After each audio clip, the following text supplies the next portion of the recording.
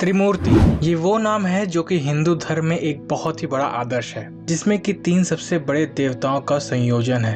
त्रिमूर्ति के तीनों देवताओं ने इस दुनिया को बनाया, इसका पालन पोषण किया और अंत में इस दुनिया को वो खत्म भी कर देंगे। आज इस वीडियो में हम एक ऐसे देवता के बारे में बात करेंगे जिन्होंने इस विश्व की रचना की है। उनके 4 मुख है और 4 हाथ दिखाया जाता है। वो ज्ञान, विद्या, कला के प्रतीक है। इसके साथ साथ कई सारी ऐसी मिस्ट्रीज हैं जो कि इन देवता को सबसे अलग बनाती है, क्योंकि कुछ अनसुलझे राज हैं जो अभी तक सुलझाए नहीं गए हैं। विष्णु की नाभि से निकले कमल पर विराजमान देवता और इस सृष्टि के रचयिता ये देवता है भगवान ब्रह्मा। भगवान ब्रह्मा के नाम पे कई सारे मिस्ट्रीज एंड कॉन्ट्रोवर्सीज हैं, लेकिन अगर लोगों ने वेद, पुराण या फिर कथाओं को अच्छे से पढ़ा होता तो उनको आज असलियत का ज्ञान होता। लेकिन इस वीडियो में हम कुछ मिस्ट्रीज को सॉल्व करने की कोशिश करेंगे। पहला सवाल, कौन है ब्रह्मा? ब्रह्मा को विश्व के आद्य सृष्टा, प्रजापति, पितामह और हिरण्यगर्भ कहते हैं। ब्रह्मा जी देवता, दानव और सभी जीवों के पितामह हैं। सभी देवता ब्रह्मा जी के पौत्र माने जाते हैं, इसलिए वो पितामह के नाम से भी प्रसिद्ध हैं। मत्स्य पुराण के अनुसार ब्रह्मा जी के 4 मुख हैं। 4 हाथों में वर मुद्रा, अक्षर सूत्र, वेद और कमंडल धारण किए हुए हैं। दूसरा सवाल, ब्रह्मा जी के माता पिता कौन थे? शिव पुराण के अनुसार ब्रह्मा, विष्णु, महेश के माता पिता सदाशिव और दुर्गा हैं, जो कि काशी में रहते हैं। ये कहानी कुछ इस तरह है कि एक आनंद रूप वन काशी में भ्रमण करते हुए एक समय शिव और शिवा को यह इच्छा उत्पन्न हुई कि किसी दूसरे पुरुष की सृष्टि करनी चाहिए और जिस पर सृष्टि के निर्माण का कार्यभार रखकर हम मुक्ति धारण कर ले। ऐसा निश्चय करके शक्ति सहित परमेश्वरी रूपी शिव ने अपने वामंग पर जब अमृत मल दिया तो वहाँ से एक पुरुष प्रकट हुए। शिव ने उस पुरुष को संबोधित करते हुए कहा, वत्स, व्यापक होने के कारण तुम्हारा नाम विष्णु विख्यात होगा। विष्णु के उत्पन्न होने के बाद सदाशिव और शक्ति ने दोबारा प्रयत्न करके ब्रह्मा जी को अपने दाहिने अंग से उत्पन्न किया और तुरंत ही उसे विष्णु की नाभि कमल में डाल दिया। ब्रह्मा जी ने उस कमल के सिवाय दूसरे किसी को भी अपने शरीर का जनक या पिता नहीं माना था। मैं कौन हूँ, कहाँ से आया हूँ, मेरा क्या कार्य है और मैं किसका पुत्र हूँ, ऐसे कई सारे सवाल को लेकर वो जल में ही तपस्या में लीन हो गए। इसी तरह कुछ समय बाद शिव और रुद्र की भी रचना हुई थी। तीसरा सवाल, ब्रह्मा जी की उत्पत्ति और उनके कितने पहले बच्चे थे?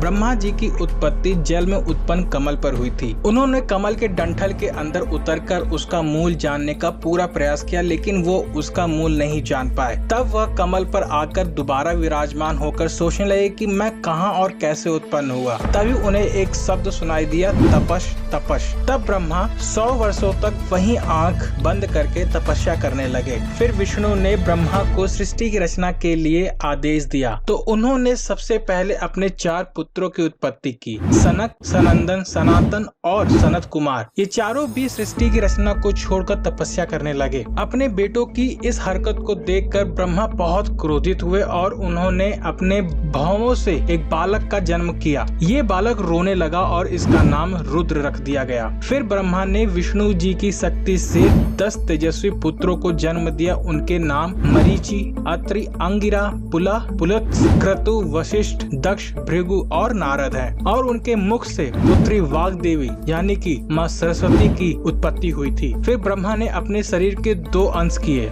एक अंश से पुरुष रूप में मनु और दूसरे रूप में एक स्त्री शतरूपा का जन्म हुआ। मनु और शतरूपा की संतानों को रहने के लिए श्री हरि ने 12 रूप धारण कर धरती पर उनको छोड़ दिया। अगला सवाल, ब्रह्मा जी की पूजा क्यों नहीं की जाती? ब्रह्मा जी की पूजा न करने के 3 कारण हैं। पहला कारण, पुराणों के अनुसार एक बार ब्रह्मा जी हाथ में कमल का फूल लिए अपने वाहन हंस पर सवार होकर अग्नि यज्ञ के लिए उचित स्थान की तलाश कर रहे थे। तभी एक जगह पर उनके हाथ से कमल का फूल गिर गया। फूल की धरती पर गिरते ही धरती पर एक झरना बन गया और उस झरने में से 3 सरोवर बन गए। जिन जगहों पे वो तीनों झरने बने उन्हें ब्रह्म पुष्कर, विष्णु पुष्कर और शिव पुष्कर के नाम से जाना जाता है। ये देखकर ब्रह्मा जी ने इसी जगह को यज्ञ के लिए निर्णय कर लिया। यज्ञ में ब्रह्मा जी की पत्नी का होना बहुत जरूरी था। ब्रह्मा जी की पत्नी सावित्री वहाँ नहीं थी और शुभ मुहूर्त निकला जा रहा था। इस कारण ब्रह्मा जी ने उसी समय वहाँ मौजूद एक सुंदर स्त्री के साथ विवाह कर लिया। वो सुंदर स्त्री एक ग्वाल थी जो कि वेद पुराणों में भी पारंगत थी, लेकिन यज्ञ में अपनी जगह पर किसी और औरत को देखकर सावित्री गुस्से से पागल हो गई और उन्होंने ब्रह्मा जी को श्राप दिया कि जाओ, इस पृथ्वी लोक पे तुम्हारी कहीं पूजा नहीं हो। इस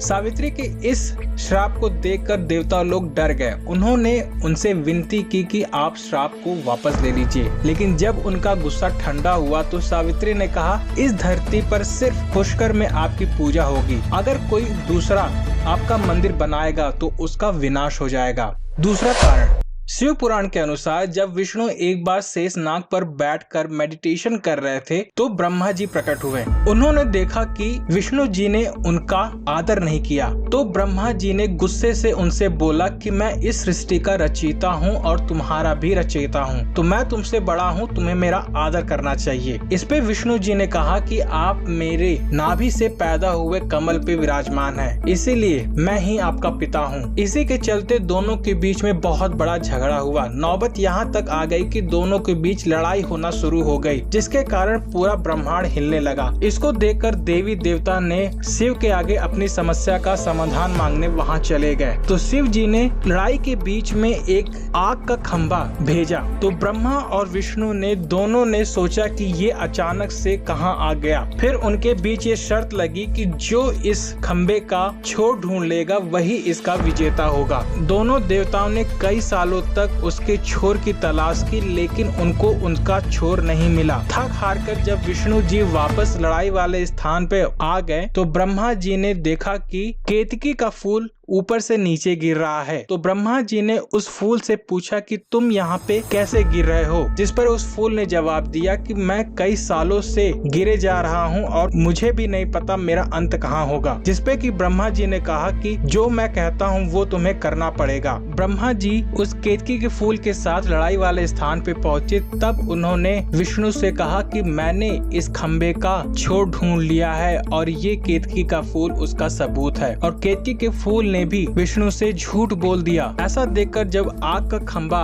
अचानक से ही शिव के रूप में बदल गया तो शिव ने ब्रह्मा के जिस सर ने झूठ बोला था उसको ही काट दिया और उन्हें श्राप दिया कि तुम त्रिदेव होने के बावजूद भी तुम्हारी पूजा कहीं नहीं होगी। तीसरा कारण, ब्रह्मा जी के मनमोहक रूप को देख स्वर्ग की अप्सरा मोहिनी एकदम मोहित हो गईं और वह समाधि में लीन ब्रह्मा जी के समीप जाकर उनके साथ आसन पर बैठ गईं। जब ब्रह्मा जी ने अपनी आंखें खोली तो उन्होंने मोहिनी से पूछा, देवी आप स्वर्ग का त्याग करके मेरे समीप क्यों बैठी हैं? तो मोहिनी ने कहा, हे ब्रह्मदेव, मेरा तन और मन आपके प्रति प्रेमत हो रहा है, कृपया आप मेरा प्रेम स्वीकार करें। ब्रह्मा जी मोहिनी के काम भावना को जानते थे। ब्रह्मा जी उनके मोह पास से बचने के लिए अपने इष्ट श्री हरि को याद करने लगे। उसी समय सप्तऋषियों का ब्रह्मलोक में आगमन हुआ और सप्तऋषियों ने ब्रह्मा जी के समीप मोहिनी को देखकर उनसे पूछा, यह रूपवती अप्सरा आपके साथ क्यों बैठी है? ब्रह्मा जी बोले, ये अप्सरा नृत्य करते करते थक गई है और विश्राम करने के लिए पुत्री भाव से मेरे समीप बैठी है। पुत्री का नाम सुनकर मोहिनी बहुत गुस्सा हो गई और मोहिनी ने बोला कि मैं सच्चे हृदय से आपसे प्रेम करती हूँ और आपने मेरा प्रेम ठुकराकर मेरे को पुत्री का दर्जा दिया, इसीलिए आपको इस जगत में कोई भी नहीं पूजेगा। अगला सवाल, ब्रह्मा जी का पांचवा सर देव को तप। एक पौराणिक कथा के अनुसार रति देवी के पति कामदेव को तप करने के बाद ब्रह्मा जी ने 3 ऐसे तीर प्रदान किए जिसमें किसी को भी काम की भावना जागृत की जा सकती थी। कामदेव ने उन तीरों की शक्तियों की परीक्षा के उद्देश्य से एक तीर को ब्रह्मा के ऊपर ही छोड़ दिया। ऐसे में ब्रह्मा जी पर ये असर हुआ कि उन्होंने अपनी संकल्प शक्ति से शत्रुपा देवी का सृजन किया। ब्रह्मा जी अपने द्वारा उत्पन्न शत्रुपा की तरफ बहुत आकर्षित हुए और उनको निहारने लगे। शत्रुपा ब्रह्मा की दृष्टि से बचने की कोशिश करने लगी और सारी दिशाओं में भागने लगी, लेकिन उसमें वो असफल रही। ऐसे में शत्रुपा ऊपर की ओर देखने लगी तो ब्रह्मा जी ने एक सिर ऊपर की ओर विकसित कर लिया। भगवान शिव ब्रह्मा की इस हरकत को देख रहे थे और शिव की दृष्टि में शत्रुपा ब्रह्मा की पुत्री की तरह थी, इसलिए उन्हें यह घोर पाप लगा। इसी क्रोध में शिव जी ने ब्रह्मा का 5वां सर इसलिए मैं शिव आपको शाप देता कि आपके ही द्वारा रचित सृष्टि आपकी ही पूजा नहीं होगी। काट डाला। भगवान शिव द्वारा काटा गया पांचेर बद्रीनाथ परिक्षेत्र में गिरा। यह स्थान आज ब्रह्म कपाल के रूप में विख्यात है और यहाँ पर लोग अपने पितरों का तर्पण एवं पिंड दान करके उन्हें मोक्ष प्राप्त करने की कामना उत्पत्ति की। अब आते हैं सबसे बड़ी कंट्रोवर्सी जो कि ब्रह्मा और सरस्वती को लेकर आज कर चर्चा में चल रही है। कई सारे व्हाट्सएप मैसेज और फॉरवर्ड्स इस चीज को बहुत ही गलत तरीके से दिखा रहे हैं कि ब्रह्मा ने अपने ही पुत्री से विवाह किया और ब्रह्मा और सरस्वती ने मिलकर मनु को पैदा किया था। वैसे कहा जाता है कि ये सारी बातें दो पुराणों में बताई गई हैं। एक है सरस्वती पुराण और दूसरा है मत्स्य पुराण। लेकिन अब पहली बात यही फंस जाती है कि ये सरस्वती पुराण कौन सा पुराण है। हमने अष्टादश पुराण को सुना है, उसमें सरस्वती पुराण का कोई भी नाम नहीं है। फिर ये कौन सा नया पुराण आ गया जिसके आधार पर ब्रह्मा जी ने अपनी बेटी से ही विवाह कर लिया। और दूसरा मत्स्य पुराण, उसमें भी ना तो किसी श्लोक का कोई संदर्भ है और ना ही किसी खंड में ये बताया गया है। पहली बात तो ये समझने वाली है कि ऐसी कोई कहानी जो कि इंटरनेट से पढ़कर सत्य मान ली जाती है वो संदर्भ में उपलब्ध ही नहीं है। जिसका संदर्भ उपलब्ध हो उसे भी स्वयं देखिए कि वो कैसा है या नहीं है। पहले समझने वाली बात यह है कि जब हम कहते हैं कि ब्रह्मा पिता है तो इसका अर्थ है कि जो भी उनसे पैदा हुआ है वो उसके पिता हुए। किंतु ब्रह्मा जी से कोई पैदा कैसे हो सकता है? क्या ब्रह्मा जी गर्भ धारण करते हैं? नहीं। संतानों को जन्म देते थे? नहीं।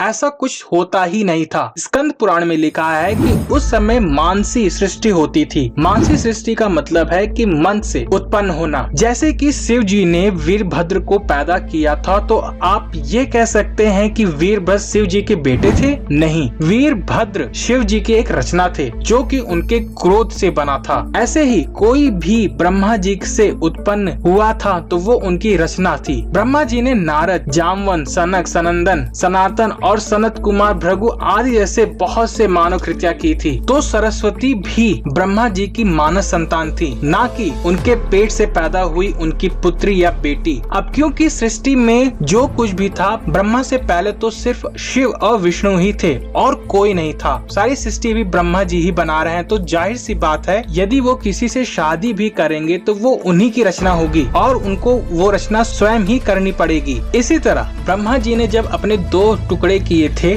तो मनु और शत्रुपा हुई थी, वो भी उनकी ही रचना थे। तो इन्हीं कारणों की वजह से सरस्वती उनकी बेटी नहीं होकर उनकी रचना है, सिर्फ और सिर्फ रचना जो कि उनके मन से उत्पन्न हुई है। अब बात करते हैं दूसरे कंट्रोवर्सी की कि ब्रह्मा जी और सरस्वती ने मिलकर मनु को ही जन्म दिया है और मनु उनकी संतान है। देखिए ये बात बिल्कुल ही गलत है। मनु और शत्रुपा ब्रह्मा जी की देहज संतान थी। शत्रुपा का जन्म ब्रह्मा जी के वामंग से हुआ था और दूसरे अंग से मनु का जन्म हुआ था। इसे ही का और या का नाम दिया गया था और इसे ही काया का नाम दिया गया था। मैत्री सृष्टि यानी कि मनुष्य और स्त्री के समागम से संतान की प्राप्ति का नियम बाद में बना जो कि दक्ष प्रजापति ने नारद जी से नाराज होकर बनाया था। तो ये कुछ मिस्ट्री एंड कंट्रोवर्सी थी भगवान ब्रह्मा को लेकर। अगर आपको ये वीडियो अच्छा लगता है तो प्लीज इस चैनल को सब्सक्राइब कीजिए। मिलते हैं आपसे नेक्स्ट वीडियो में।